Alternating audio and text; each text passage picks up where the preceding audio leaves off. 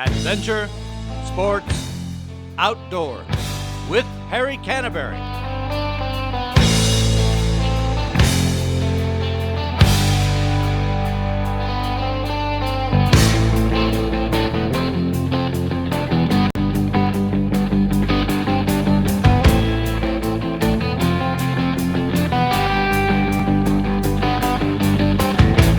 There I was, back in the wild again,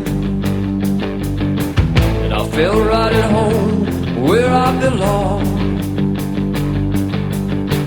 I had that feeling coming over me again, just like it happened so many times before. Hi, this is Harry Canterbury for Adventure Sports Outdoors. On this show, we'll be going inside the studios of one of Illinois' best taxidermists to see just what it takes to make your trophy animals look their very, very best. And believe me, it's not as easy as it looks. Then we'll head over to Peoria, Illinois to join Cheryl Ann at Kelleher's Irish Pub for a special trout dish that my friend Pat Sullivan is going to prepare for us in person. And finally, we'll be at my farm near Astoria, Illinois, to supervise an attempt to make my property as good as it can be for the animals that already live there. The company is Mowers and Birds and Bucks, and they help to develop food plots and how to implement them. So this show is not only fun, but extremely informative, so stay tuned for a great show. Adventure Sports Outdoors brought to you in part by RTD Motorsports, Illinois' ATV and watercraft headquarters in Springfield, Illinois. War Eagle boats are for hunters who love to fish. WarEagleBoats.com. Low Boats. For a dealer nearest you, low.com. Argo, the home of amphibious off-road vehicles in New Baden, Illinois. Harrison Sports Shop, Southern Illinois' G3 and Yamaha headquarters, DeSoto, Illinois. What's new? Well, I'll tell you what's new. We're out here at Rocke Wildlife Studio in Eureka, Illinois to take a look at what this guy does. This is remarkable. One of the greatest taxidermists in central Illinois. And we've got this little guy here who's been behaving himself, so I don't think we're going to mount this bird for a while, are we? No, we leave one thing living here in this studio. One thing. Hey, I want to ask you, how long have you been doing this? I did taxidermy as a hobby back in my senior year in high school, and that would have been 77. And about 3 years later, I started doing it for a job, and about 3 years later, I was full-time, and full-time ever since. Well, I'll tell you what, I always wanted to be a taxidermist, but after watching the detailed work that you go through, it is really not as easy as it looks. I mean, it's tough. It's a lot of work involved. And how many hours does it take to do a deer or a animal like that? Average deer head would probably be 12 or 13 hours for 12 or us 13 hours. in our studio. I know some people do it faster, but we do a lot of detail work, and it takes quite a bit of patience in this job. It wouldn't take too long to mount him, though, would it? No, so we threaten to mount him sometimes because he screeches once in a Oh, while. yeah, he talks all the time. Every time I come in here, he always says, "What's new? What's new?" Can you say what's new? What's new? Does he say anything else? Yeah, he'll say something else. You see what I got? Oh, he A likes peanut. it. Want to step up? Yeah. Don't want to step up? He likes me. Come on, step up. Step up. Come on. I don't know if we'll get him to talk unless I get him on my hand. There we Okay, go. there we go. Now can we say something, Warden? Say, what are you doing? Want to step up? Say, come on. Now say, what's new? That's a good boy. He talks Okay. better than some people I know. He gets thirsty after he talks a while, so we'll give him a little drink of juice here. Yeah, Now, what's before he he goes drinking, on. apple juice? That's apple juice, Apple yeah. juice. And he likes to eat the peanut. So, and he likes peanuts. Yeah. Oh, man. Except he's going to want to dip that in his apple juice. Maybe we'll send him back to his. Yeah, there he goes. Oh, he's taking off. Well, anyway, join us today for an interesting program here at Rocke's Wildlife Studio in Eureka, Illinois. Okay, as the deer hunters bring their deer in, we will skin them and put the skins in the freezer, and all the antlers are actually cut out of the skull and cleaned and put up on the shelf here. And in this room here, we do all the dirty work, all the skinning and fleshing and salting and tanning and oiling. And it's just a room that when we get done working, we can spray the room down and keep the dirt here. And then we'll end up going into the other room and we do our mounting. Harry, I want to show you a little bit in our big room here where we do most of our work. Once the skin has been tanned, we will bring it into this room, which we try to keep clean and It's more accommodating for that type of a work. So come back here. When we do these mounts, we need a lot of reference, and we're going to be working on Gemsbuck today. So we get out our books. This is Animals of Africa. We have a lot of reference books. We look at the animal, pictures taken while the animal was alive so that we know how to put it back together again. We're going to be working on a zebra today, and this skin has been completely tanned and prepped. Any little bullet holes sewed up or any scars taken care of, and we put liners inside the ears and built up the ear butts and pasted them. So this skin was basically turned inside out, and all this, the nostril skin was fleshed very thin, and the lip skin, same thing, fleshed down and tanned. And so now at this point it's ready to go on the form, and this is above average size on the zebra. So what we did is we got as close to the size of form as we could, which was about as big a form as we could buy, and we changed it all to make it fit the skin. So some of the things we did here was we cut it in here and we lengthened this distance and added foam in there, and we did the same thing right in this area. We cut it, lengthened it another inch here, and we cut it down the full length of the form and spread it so we get more width. And in here we cut it again in the neck and lengthen this about 1.5 inches right in here. And after we do all that, then we still come back and make some changes. We built up the jowls here more to give it a deeper look to his jawline. And you can see all the patching we've done on here. We just, anything that needs to be changed, we do it at this time before we go ahead and do the actual mounting. So the next step here is to paste up this whole form and slide the skin on it and start taxiing the skin around and getting the patterns where they're supposed to go and working out wrinkles and getting it to the place where we can begin to sew the skin on. Okay, this is the paste here that we're going to use to put on that form. It's a water-based adhesive, and we spread it all over the whole form, and it has two purposes. It allows us to slide the skin around and position it where we want, and then when we get it in place, it will glue the skin down onto the form and prevent any drumming or any loss of muscle detail.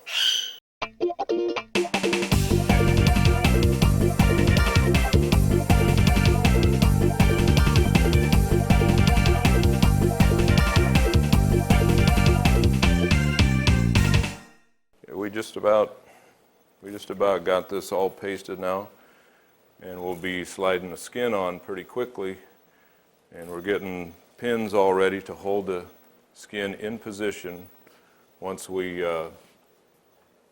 get the skin on there. Grab me another bottle. This is just about out. You can just do that side if you want to.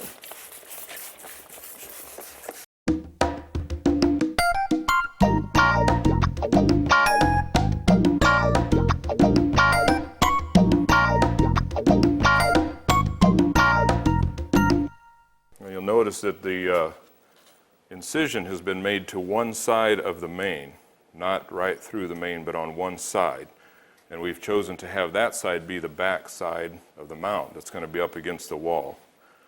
And the point is so that if there's something where you can still see the seam, it's back there where you're not even going to notice it. Notice all the wrinkles we've got in here. We have to work all this stuff out.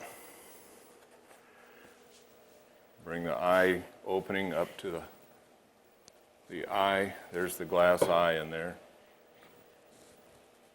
Get that in place. Work this jaw forward.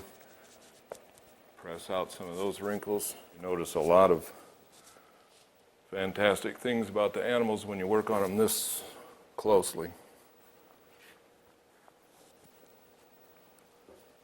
See how the wrinkles are disappearing? Okay, Harry, we've got the skin pulled on here and pretty much the wrinkles are worked out of it.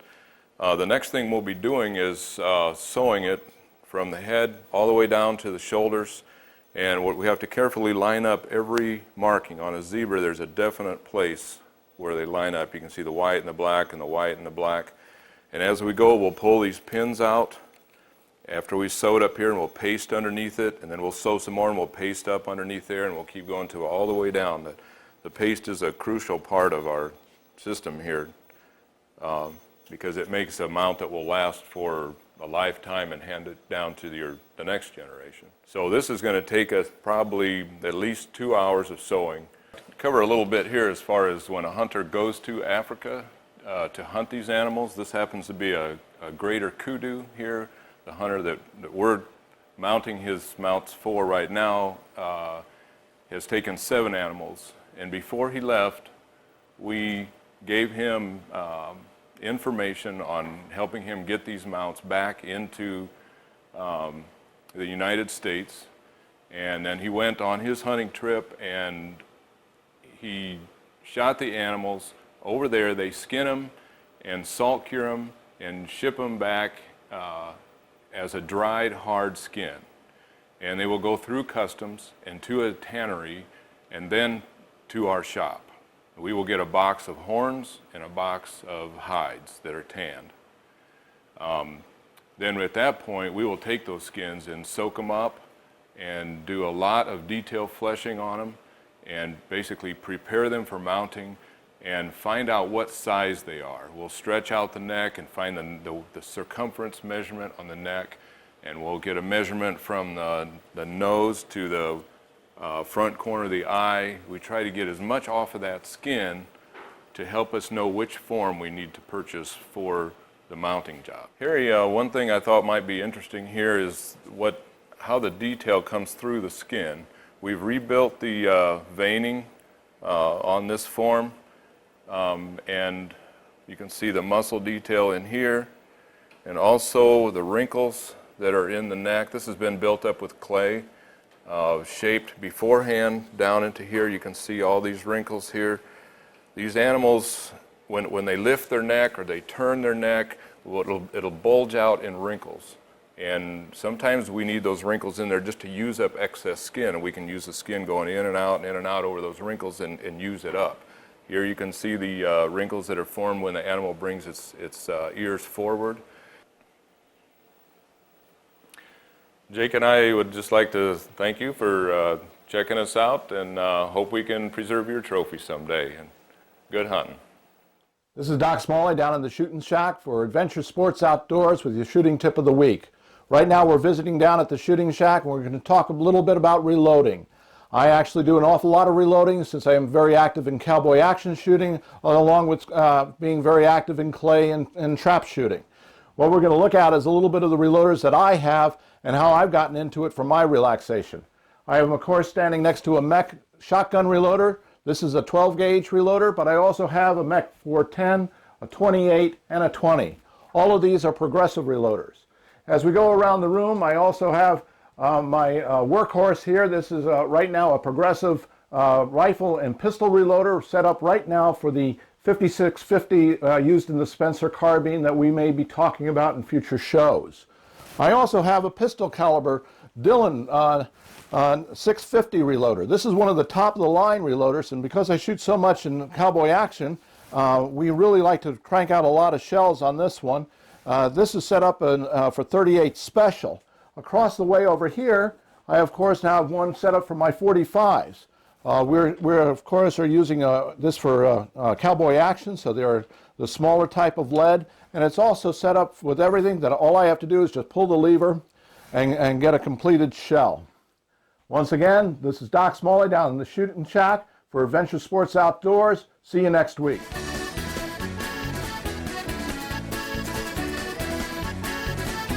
As Mrs. Murphy sat in the corner pouring out her grief, Kelly and his gang came tearing down the street. They went into an empty room and a bottle of whiskey stole. They put the bottle with their car. Hey Pat, how we doing? Hi there. Hi, I'm Cheryl Ann and I'm with ASO, and today we're here at Kelleher's Irish Pub and Eatery in downtown Peoria. I'm here with the owner, Pat Sullivan, and we've got a great recipe we're going to try today. It's called Elcer trout. Right from Elcer, Iowa. Sounds wonderful. Come along with us and let's see what we have to do. Go ahead.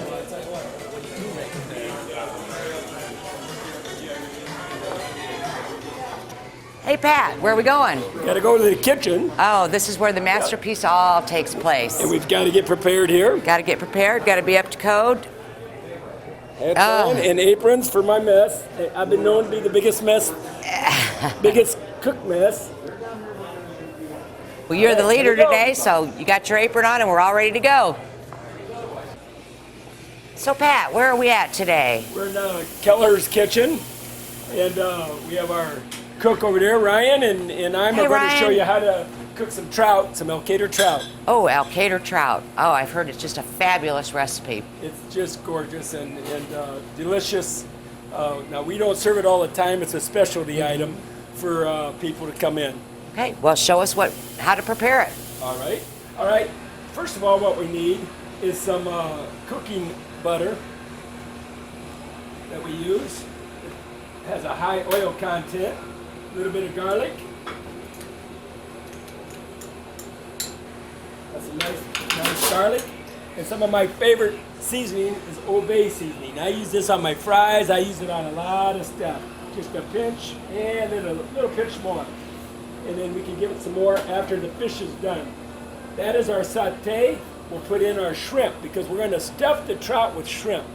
And that way you have actually two different fish and it just unbelievable sauté. I'm going to hand this over to Ryan. He's going to sauté these up for us on the oven, and then they'll be ready to put in the trout. They're going to be cooked halfway. There you go, Ryan. Yeah. That does look great. Put aside that delicious trout. All right, so far we've sauteed the shrimp that we're going to stuff the trout, and now we need the trout. And, Need the we'll trout. stuff it with the shrimp. We've got a couple different varieties of trout Sure. here. Can you give me some information about them and Okay. how is the difference in cooking them? They all cook the same. They taste slightly different, but not much. We have a brown trout that's usually bigger, a rainbow trout, and then we have a brook rainbow. trout. Show them that brook trout. That's That that's is what a we beauty. call, those are smaller. Look at the markings on that. They're smaller, but they taste a lot sweeter.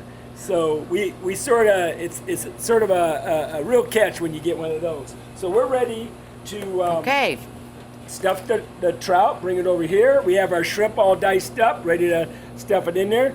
You can use baby shrimp, and I use both, and shredded almonds. shredded But- almonds, but, okay. we're going to go with just the shrimp and wrap it with bacon. Okay, and you have already pre-cooked your shrimp. Pre-cooked, half cooked it, half cooked Half-cooked the it, bacon. and half Let's cooked get the a bacon. toothpick on there. Now, we don't throw away the sauté juice. As you can see, I'm going to set that in. Sauté, there we go. Okay. We got Pat, that. I noticed one thing before we're going here. Mhm.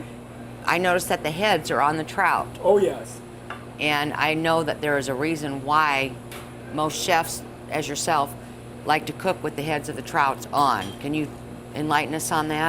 There's a membrane in this trout, and it gives it its flavor. And actually, a lot of guys don't mind it. In fact, in a lot of the places you eat it with on.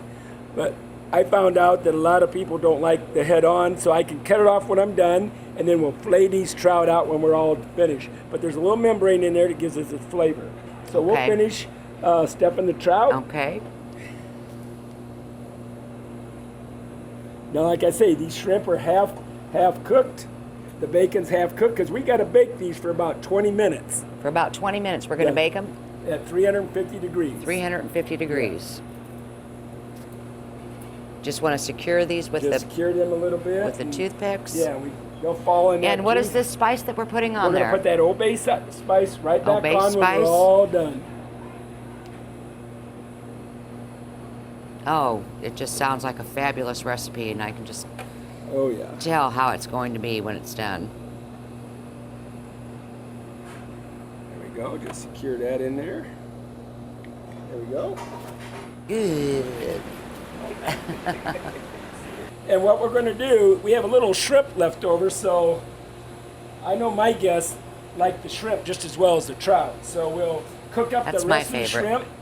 And we got a little bit of bacon left over. We'll lay those over the top just to give it a little more juice. This is going to go in the oven, and we'll be ready in 20 minutes to serve it up. I'll flay them off the bones, cut the heads off so nobody has to worry about them. Oh, yeah, you got to do something with those eyes. There's just something about eating fish and having those eyeballs look at you while you're eating them. Just can't do it.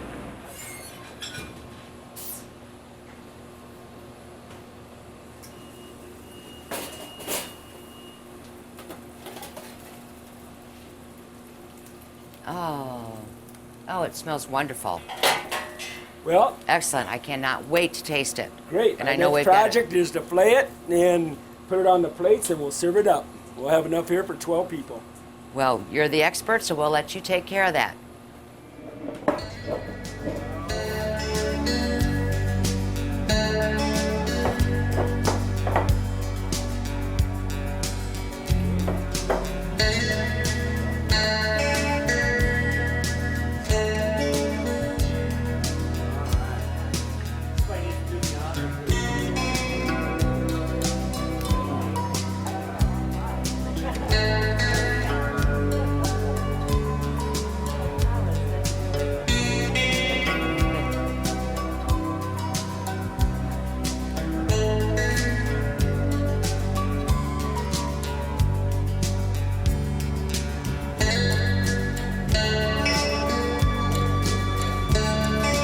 Well, Pat, here we are with a bunch of friends sitting down to enjoy a fabulous meal. I'd like to make a little toast. May all the lads that are fishing for trout be successful as we are doing it and be able to share with family and friends. Cheers to the Elcer trout. Cheers. Eat it. You like trout? I like coming in to pick up a CD. You're coming in to pick up a CD. Let you know you're going to be on a TV show tonight. Oh, no. That part doesn't matter. The fact that it's like, what, midnight now? Oops. Yeah.